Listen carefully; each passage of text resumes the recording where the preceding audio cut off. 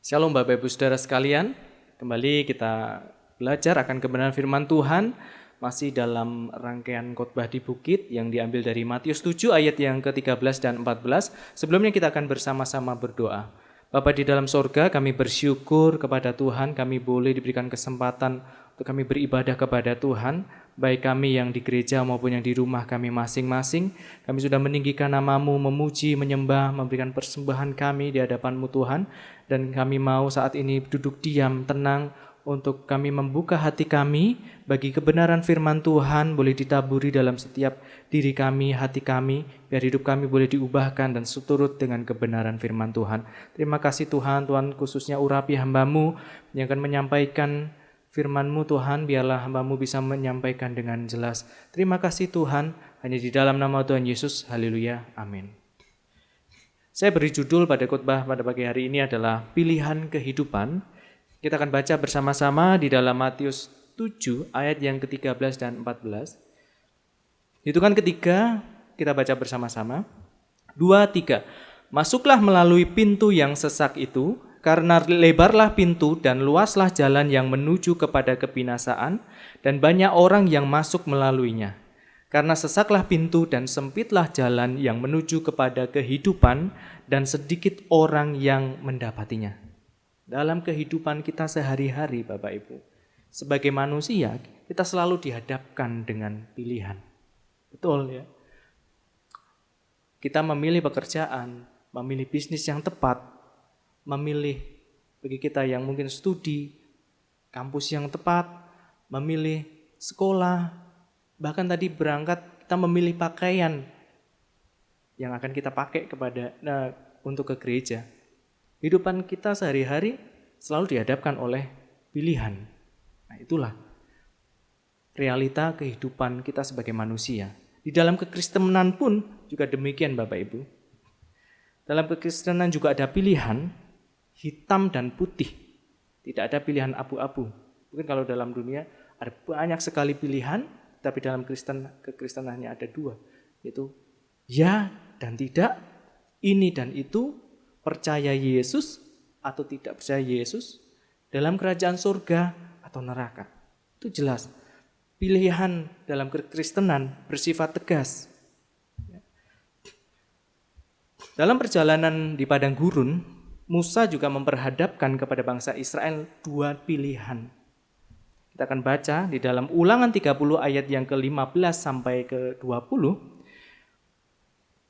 Ingatlah, aku menghadapkan kepadamu pada hari ini kehidupan dan keberuntungan, kematian dan kecelakaan, karena pada hari ini aku memerintahkan kepadamu untuk mengasihi Tuhan Allahmu dengan hidup menurut jalan yang ditunjukkannya dan berpegang pada perintah, ketetapan, dan peraturannya, supaya engkau hidup dan bertambah banyak dan diberkati oleh Tuhan Allahmu di negeri kemana engkau masuk untuk mendudukinya. Yang penting kita akan bersama-sama baca, hitungan ketiga mulai, 2, 3. Aku memanggil langit dan bumi menjadi saksi terhadap kamu pada hari ini. Kepadamu kuperhadapkan kehidupan dan kematian, berkat dan kutuk. Pilihlah kehidupan supaya engkau hidup, baik engkau maupun keturunanmu. Selain Musa juga kita melihat di dalam Yosua 24, ini ketika Yosua akan mengakhiri tugasnya memimpin bangsa Israel menjelang akhir hidupnya, ia memperhadapkan mereka dengan dua pilihan yang tegas. Kita akan baca sekali lagi Bapak Ibu secara bersama-sama, hitungan ketiga mulai, 2, 3. Tetapi jika kamu anggap tidak baik untuk beribadah kepada Tuhan, pilihlah pada hari ini kepada siapa kamu akan beribadah. Allah yang kepadanya nenek moyangmu beribadah di seberang sungai Efrat, atau Allah orang Amori yang negerinya kamu diami ini. Tetapi aku dan seisi rumahku, kami akan beribadah kepada Tuhan. Ya. Hidup ini penuh dengan pilihan. Di dalam kekristenan pun, dalam mengikut Tuhan pun ada pilihan. Ya. Yesus pun juga memperhadapkan dua pilihan yang sama kepada kita umatnya, yaitu pintu yang sesak dan pintu lebar. Ya. Jalan yang lebar dan juga jalan yang sempit. Ya. Setiap pilihan memiliki konsekuensi dan tujuannya masing-masing. Tetapi kita bersyukur bahwa Tuhan memerintahkan kepada kita dan sudah memberikan clue bagi kita, tuntunan untuk kita memilih jalan yang menuju kepada hidup kekal. Ya, meskipun jalan yang harus kita lalui itu membuat kita dalam tanda kutip tidak nyaman, Bapak Ibu. Bukan yang jalan yang luas yang membuat orang nyaman dan banyak orang yang memilih serta melaluinya. Tuhan meminta kita untuk memilih pintu yang sempit dan juga jalan yang susah. Ya. Sepertinya tidak nyaman, tetapi itulah yang Tuhan inginkan untuk kita pilih. Karena apa Bapak Ibu Saudara? Tujuan akhirnya adalah untuk menggapai kehidupan. Ya, kita sekali lagi baca di dalam Matius 7 ayat yang ke-13. Hitungan ketiga mulai, 2, 3. Masuklah melalui pintu yang sesak itu, karena lebarlah pintu dan luaslah jalan yang menuju kebinasaan, dan banyak orang yang masuk melaluinya. Di sini Tuhan sudah di awal, sebelum memberikan pilihan, Tuhan sudah memberikan petunjuk, yaitu masuklah melalui pintu yang sesak itu. Kadang memang tidak masuk di luar akal kita, ya. Loh Tuhan, kok malah disuruh memilih pintu yang sesak? Iya. Kok Tuhan malah saya harus melewati jalan yang susah? Iya. Tetapi tujuannya adalah kepada kehidupan. Ya. Dua pilihan, pintu yang sempit, pintu yang lebar, jalan yang luas, jalan yang sempit, itu merupakan perbandingan antara kehidupan dan kebinasaan. Yang pertama, kita akan membahas tentang perbedaan tujuan dari pilihan yang kita ambil. Ya, jalan yang sempit atau jalan yang luas. Kita akan baca di dalam Yohanes 14 ayat yang ke-6. Hitungan ketiga mulai, 2, 3. Kata Yesus kepadanya, "Akulah jalan dan kebenaran dan hidup. Tidak ada seorang pun yang datang kepada Bapa kalau tidak melalui aku." Ya. Ada peribahasa, ada pepatah yang mengatakan banyak jalan menuju Roma. Yang berarti banyak jalan atau cara dalam menggapai sesuatu, tetapi tidak dengan jalan keselamatan. Firman Tuhan secara tegas dan gamblang menolak istilah semua agama adalah sama. Tidak. Jelas dikatakan di dalam Yohanes 14 ayat yang ke-6, "Akulah Yesus ini, akulah jalan dan kebenaran dan hidup. Tidak ada seorang pun yang datang kepada Bapa kalau tidak melalui aku." Jadi jelas, pintu dan jalan yang kita harus pilih adalah Yesus itu sendiri, jalan Tuhan yang menuju kepada kehidupan atau kerajaan sorga. Tidak ada jalan lain. Tidak ada alternatif lain di luar Yesus. Hanya Yesus satu-satunya jalan untuk menuju kepada kehidupan. Nah, itulah perbedaan tujuan, Bapak Ibu Saudara. Sepertinya pintunya sempit. Sedikit orang yang memilih. Jalannya sulit, tetapi menuju kepada kehidupan. Dibandingkan yang jalannya lebar, yang luas, pintunya lebar, tetapi menuju kepada kebinasaan. Itu yang Tuhan tidak ingin kita pilih. Tetapi secara jelas Tuhan meminta kita dalam memilih jalan Tuhan. Memilih Yesus sebagai jalan hidup kita. Ya.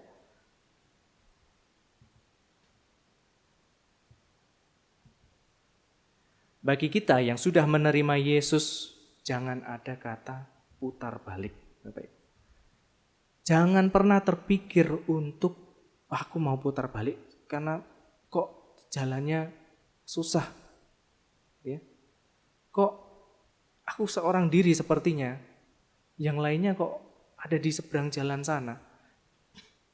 Tapi jangan ada keluar dalam pikiran kita atau muncul dalam pikiran kita itu, aku mau berbalik, aku kok mengikut Tuhan kok sulit. Jangan ada. Kita melihat tujuan akhir dari perjalanan hidup kita adalah kekekalan, kehidupan. Ya. Kekristenan tidak hanya berbicara tentang pertobatan, orang berdosa percaya Yesus, kemudian diselamatkan. Tidak hanya sebatas itu. Kekristenan lebih daripada itu, tidak hanya berbicara tentang pintu yang dipilih, tetapi juga berbicara tentang jalan yang sulit yang harus kita lalui. Ya. Saya mengutip di dalam English Standard Version, di dalam Matius 7 ayat ke-14, dikatakan, "For the gate is narrow and the way is hard." Memang jalan yang harus kita lalui ketika kita memilih untuk mengikut Tuhan adalah jalan yang sulit, penuh dengan tantangan, mungkin lika-liku kehidupan kita hadapi. Tetapi kita melihat tujuan akhir dari perjalanan hidup kita bersama Tuhan adalah kehidupan yang kekal.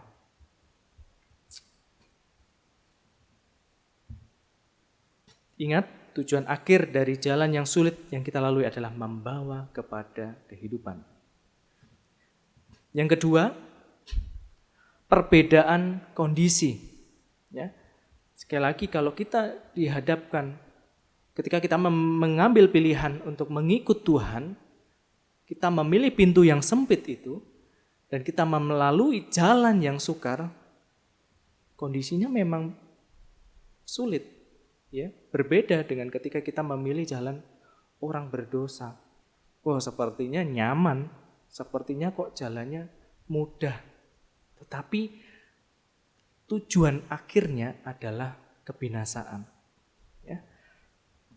Tuhan tidak pernah janji bahwa orang yang mengikutinya akan menikmati kenyamanan dunia. Di mana jalan hidup kita rasa-rasanya tidak pernah ada tantangan ya. Kalau menikmati kenyamanan dunia, kemudian rasanya tanpa lika-liku. Tuhan tidak berjanji demikian, Bapak Ibu. Tetapi Tuhan berjanji akan menyertai, menopang, dan memberikan kekuatan dalam kondisi terpuruk sekalipun. Ya. Tuhan memang tidak berjanji bahwa ketika kita memilih masuk kepada pintu yang sempit itu, yaitu Yesus Kristus, dan kita jalan di dalam jalan Tuhan, Tuhan tidak berjanji bahwa jalan yang akan kita lalui adalah jalan yang mulus, jalan yang luas, yang tanpa lika-liku.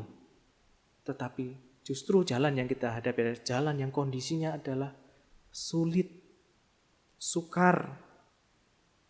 Ya, mungkin penuh dengan lubang, batu, kerikil yang tajam yang membuat kita mungkin sakit. Tetapi Tuhan berjanji akan menyertai, menopang, dan memberikan kekuatan dalam kondisi paling buruk. Ya. Kita akan baca bersama-sama Mazmur 34 ayat yang ke-20. Demikian firman Tuhan, 2, 3. Kemalangan orang benar banyak, tetapi Tuhan melepaskan dia dari semuanya itu. Sekali lagi kita baca di dalam Yesaya 41 ayat yang ke-10, hitungan ketiga mulai, 2, 3. Janganlah takut, sebab aku menyertai engkau. Janganlah bimbang, sebab aku ini Allahmu. Aku akan meneguhkan, bahkan akan menolong engkau. Aku akan memegang engkau dengan tangan kananku yang membawa kemenangan. Ini janji Tuhan. Tuhan akan menyertai kita di dalam perjalanan hidup kita yang kita lalui. Komitmen kita untuk mengikut Tuhan Di tengah kondisi yang buruk, tantangan yang kita hadapi, Tuhan berjanji, Tuhan menyertai kita, Tuhan meneguhkan kita, Tuhan menolong kita, Tuhan memegang kita, dan Tuhan membawa kita kepada kemenangan. Dalam Filipi 4 ayat yang ke-13 dikatakan, segala perkara dapat kutanggung di dalam Dia yang memberi kekuatan kepadaku. Inilah janji Tuhan, Bapak Ibu. Tuhan tidak berjanji bahwa hidup kita akan nyaman-nyaman saja, enak-enak saja. Kita bisa layah-layah gitu ya kalau bahasa Jawanya. Enggak. Tetapi kita akan banyak dihadapkan oleh tantangan demi tantangan, kesulitan demi kesulitan. Tetapi Tuhan berjanji, Tuhan akan menyertai kita. Jalan yang sulit justru membawa kita pada perjalanan iman kita kepada Yesus yang begitu indah. Perjalanan iman kita membawa kita semakin mengenal dan mengalami Tuhan secara pribadi. Ya, kita melihat seperti yang dialami oleh Ayub. Kita baca bersama-sama Bapak Ibu, hitungan ketiga, 2, 3. Hanya dari kata orang saja aku mendengar tentang Engkau, tetapi sekarang mataku sendiri memandang Engkau. Nah inilah Bapak Ibu Saudara. Justru di dalam jalan yang sulit itu, kita bisa mengenal Tuhan dengan baik, dengan benar. Dan kita bukan hanya sekedar mengenal, tetapi kita mengalami Tuhan. Kita mengalami pertolongan demi pertolongan Tuhan. Justru di dalam kondisi yang sulit itulah kita bisa mengalami itu. Bisa jadi ketika kita dalam kondisi yang enak, semua serba lancar, serba nyaman, enak, justru kita bisa jauh daripada Tuhan. Kita lupa Tuhan. Kita mengandalkan kekuatan kita sendiri. Kita mengandalkan kondisi enak yang kita alami. Bukan. Tetapi yang Tuhan inginkan adalah kita mengalami perjumpaan secara pribadi dengan Tuhan melalui kondisi jalan yang sulit itu, Bapak Ibu. Pengalaman yang hidup yang sulit membuat kita menjadi pribadi yang tangguh dalam menghadapi berbagai tantangan. Betul itu Bapak Ibu. Tidak pernah ada jalan yang mudah untuk menuju kepada kebesaran dan keberhasilan Bapak Ibu. Semuanya diraih dengan perjuangan, tidak dengan santai-santai. Kalau beberapa waktu yang lalu ada pembukaan PON di Papua, ya, jadi ada berbagai macam cabang olahraga. Setiap atlet pasti sudah mempersiapkan diri. Dia sudah berlatih sedemikian rupa untuk apa? Memperoleh medali. Maka atlet-atlet profesional tidak secara instan tiba-tiba, wah menang medali. Enggak, semua dilalui dengan perjuangan. Dengan jerih lelah, dengan berbagai macam tantangan dan latihan yang harus dihadapi. Kita melihat perjalanan pelayanan Yesus juga menggambarkan ketidaknyamanan. Kita melihat Yesus bagaimana di dalam perjalanan pelayanannya, beliau harus dimusuhi oleh banyak orang. Memang itulah jalan Tuhan. Tidak mudah. Tetapi kita melihat teladan Yesus. Yesus setia sampai akhir.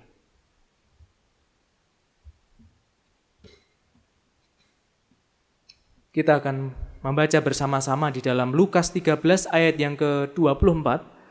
Hitungan ketiga dimulai. 2, 3. Jawab Yesus kepada orang-orang di situ. Berjuanglah untuk masuk melalui pintu yang sesak itu. Sebab aku berkata kepadamu, banyak orang akan berusaha untuk masuk tetapi tidak akan dapat. Yang saya berikan kata warna merah. Kata berjuanglah untuk masuk melalui pintu yang itu. Jadi tidak ada kebesaran kemenangan, kemuliaan yang bisa kita raih tanpa perjuangan. Ya, kita harus dengan berjuang menjalani kehidupan kita bersama Tuhan. Ya. Untuk itu kita jangan pernah menyerah dengan kondisi yang saat ini kita hadapi. Ya. Dengan jalan hidup yang kita jalani saat ini mungkin penuh lika-liku, kita tetap berjuang bersama Tuhan. Kita terus andalkan Tuhan. Ya. Jangan pernah menyerah dengan kondisi kita. Percaya bahwa tangan Tuhan tidak kurang panjang untuk menolong kita. Percaya telinga Tuhan tidak kurang tajam untuk mendengar permohonan kita, permintaan tolong kita. Dan mata Tuhan tidak kurang jelas untuk melihat kesusahan demi kesusahan kita. Ya. Jangan kita mengandalkan kekuatan kita sendiri, tetapi kita andalkan Tuhan, kita berjuang bersama Tuhan. Ya.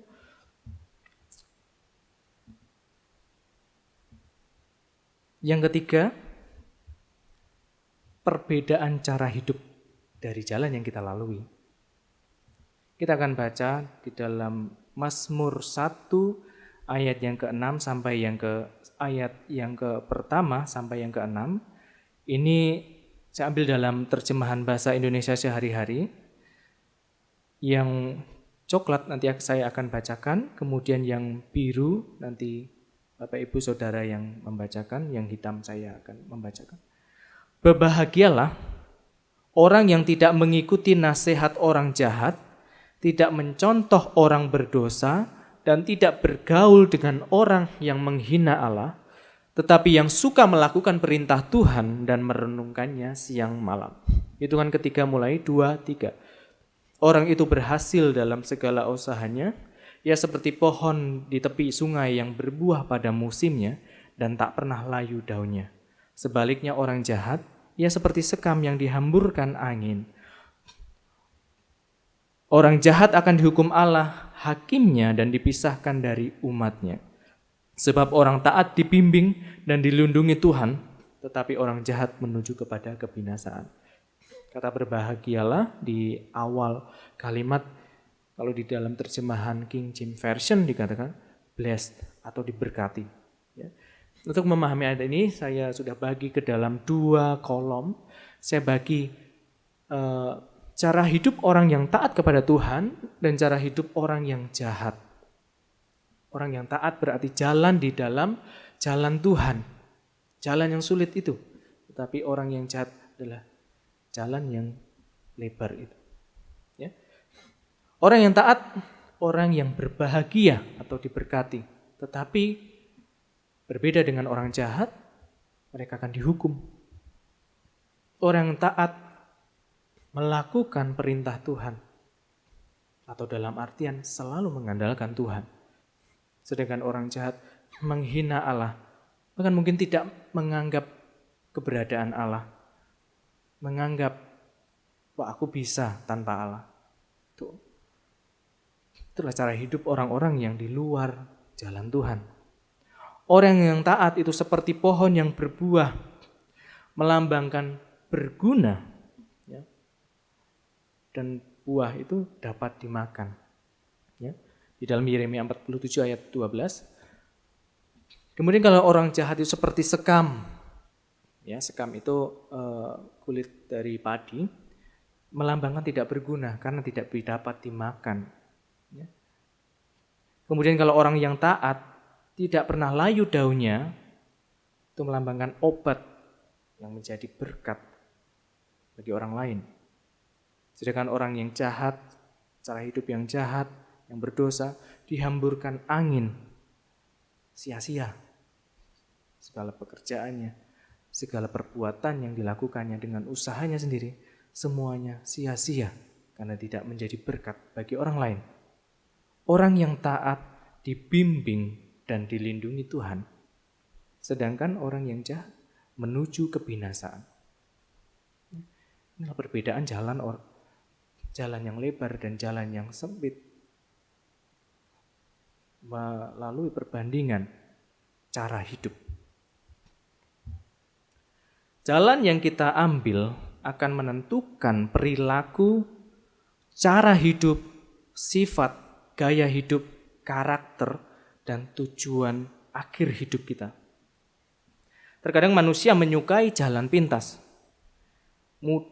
jalan yang mudah, jalan yang pendek, sehingga tidak heran banyak sekali orang yang menghalalkan segala cara, orang-orang dunia ini, menghalalkan segala cara untuk memenuhi keinginannya, memenuhi hawa nafsunya, memenuhi ambisinya.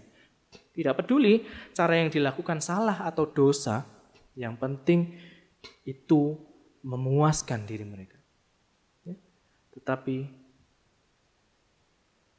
Tuhan tidak menginginkan yang cara hidup seperti ini. Tuhan menginginkan cara hidup yang taat, cara hidup yang selalu menuruti perintah Tuhan, atau dalam artian mengandalkan Tuhan. Ya. Kesalahan dalam memilih jalan hidup akan berakibat fatal dan mematikan. Sebagai gambaran, sebagai contoh Bapak Ibu, kita ketika akan pergi ke suatu tempat, kadang kita mungkin mengandalkan teknologi Google Maps gitu ya. Suatu ketika kita tiba-tiba jalur kita, rute kita itu dialihkan oleh Google Map. Seharusnya bisa lurus nih, sudah mau sampai. Tetapi kenapa kok dialihkan, dibelokkan? Kita nggak tahu. Kita pengennya cepat, yang instan lah. Jalan alternatif, lurus aja. Kita nggak tahu di depannya. Mungkin ada kecelakaan, atau jalan yang rusak, jembatan yang mungkin rubuh, yang bisa membahayakan diri kita nggak tahu. Padahal Tuhan sudah tuntun kita. Walaupun harus berbelok dulu, harus lama mungkin, harus melalui proses dulu. Tetapi itu justru jalan yang benar, jalan yang tepat bagi kita untuk mencapai tujuan kita, tujuan hidup kita. Atau dalam hal ini contoh ini adalah tujuan dari jalan kita. Yang Tuhan inginkan adalah kita memiliki cara hidup yang taat kepada firman Tuhan, yang senantiasa mengandalkan Tuhan. Bukan justru mengandalkan diri kita sendiri. Ya. Justru yang Tuhan inginkan adalah kita memiliki cara hidup yang taat kepada Tuhan, kepada firman Tuhan, dan selalu mengandalkan Tuhan. Sehingga kita seperti pohon yang ditanam di tepi aliran sungai, yang selalu berbuah pada musimnya, dan tidak pernah kering, dan tidak pernah layu daunnya. Ya. Sehingga kita menjadi orang-orang yang berguna di hadapan Tuhan dan menjadi berkat bagi banyak orang. Bapak Ibu, bisa diambil kesimpulan dari firman Tuhan pada pagi hari ini. Hidup itu pilihan, Bapak Ibu. Pilihan yang benar akan membawa kepada kehidupan. Ketika kita sudah memilih untuk mengikut Tuhan, itu pilihan yang tepat. Karena kita akan dibawa kepada kehidupan. Kehidupan yang kekal, yaitu kerajaan surga. Jangan ada pikiran untuk putar balik. Tuhan, kok sulit, aku gak kuat mengikut Tuhan. Aku mau tinggalkan. Jangan. Karena jalan Tuhan itu sudah tepat, membawa kepada kehidupan. Berjalan di jalan Tuhan bukan jaminan hidup kita akan selalu nyaman dan lancar, tetapi ada jaminan penyertaan Tuhan. Di dalam kita berkomitmen memilih jalan Tuhan, banyak tantangan yang kita hadapi, tetapi ada jaminan penyertaan Tuhan. Itu janji Tuhan. Tuhan akan menyertai kita, menopang kita, menuntun langkah hidup kita. Jalan Tuhan akan membawa kita menjadi pribadi yang tangguh, berguna, dan menjadi berkat bagi banyak orang. Inilah cara hidup kita sebagai orang Kristen yang percaya kepada Tuhan. Bukan hidup egois bagi diri sendiri, kesenangan diri sendiri, tidak. Tetapi bagaimana hidup kita itu menjadi berguna, cara hidup kita, sifat kita, perilaku kita menjadi berkat bagi banyak orang. Itulah yang Tuhan inginkan di dalam kehidupan kita, Bapak Ibu. Mari kita responi kebenaran firman Tuhan. Kita bangkit berdiri, kita akan menaikkan pujian ini yang begitu indah ini. Jangan pernah menyerah.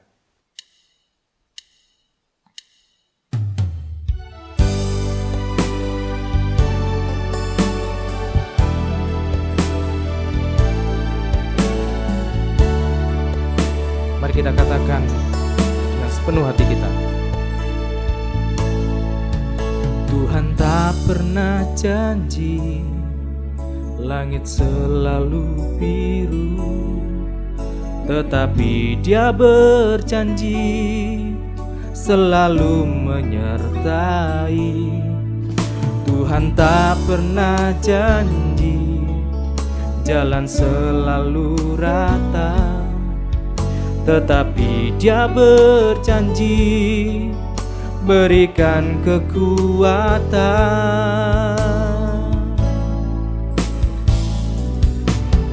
Jangan pernah menyerah, jangan berputus asa. Mujizat Tuhan ada saat hati menyembah. Jangan pernah menyerah, jangan berputus asa. Mujizat Tuhan ada bagi yang setia dan percaya.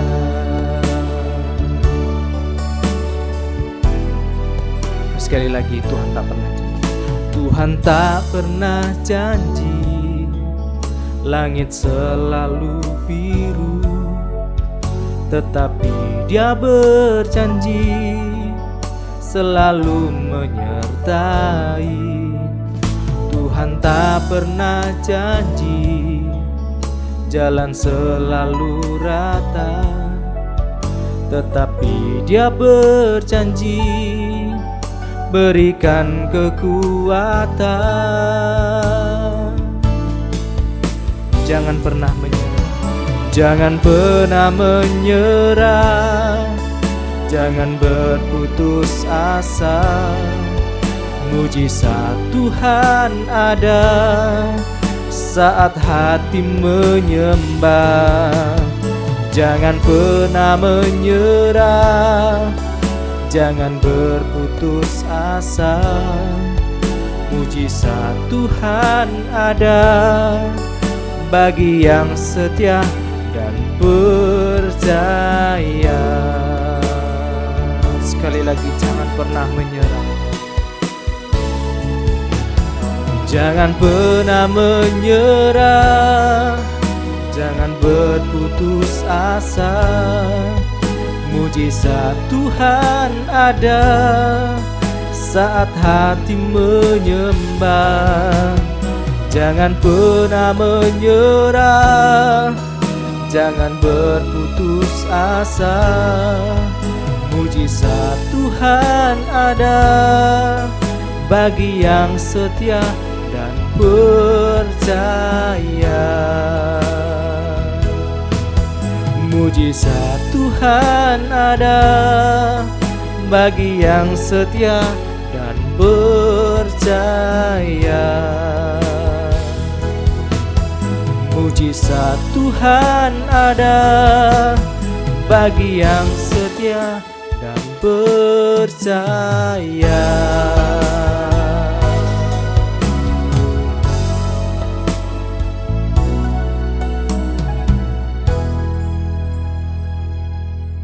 Benar Tuhan,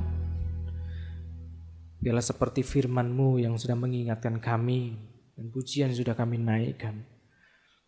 Walaupun jalan hidup kami terasa sulit Tuhan, ketika kami memutuskan untuk kami mengikut Tuhan dengan setia, kami diperhadapkan dengan banyak lika-liku kehidupan. jalan yang tidak rata, jalan yang sempit, jalan yang sukar, yang kami harus lalui dengan penuh perjuangan. Tetapi justru disitulah Tuhan, di saat itulah Tuhan, di kondisi seperti itulah Tuhan, kami boleh mengenal-Mu dengan benar. Kami boleh mengalami Engkau secara pribadi. Terima kasih Tuhan untuk kebenaran firman-Mu. Bila firman-Mu boleh meneguhkan kami, menguatkan kami, menghiburkan kami. Untuk kami boleh terus setia kepada Tuhan, setia di dalam jalan Tuhan, selalu mengikuti, melaksanakan setiap perintah Tuhan, dan selalu mengandalkan Tuhan, bukan mengandalkan kekuatan diri kami sendiri. Biarlah cara hidup kami diperbarui Tuhan, sesuai dengan jalan Tuhan. Terima kasih Tuhan, hamba-Mu selesai berbicara. Tapi biarlah Roh Kudus terus berbicara dalam hati setiap kami, mengajar kami lebih dalam lagi, lebih jelas lagi, lebih terutama lagi Tuhan. Kami boleh dimampukan untuk melewati jalan hidup kami ini bersama Engkau Tuhan. Terima kasih Tuhan. Hanya di dalam nama Tuhan Yesus, haleluya, amin.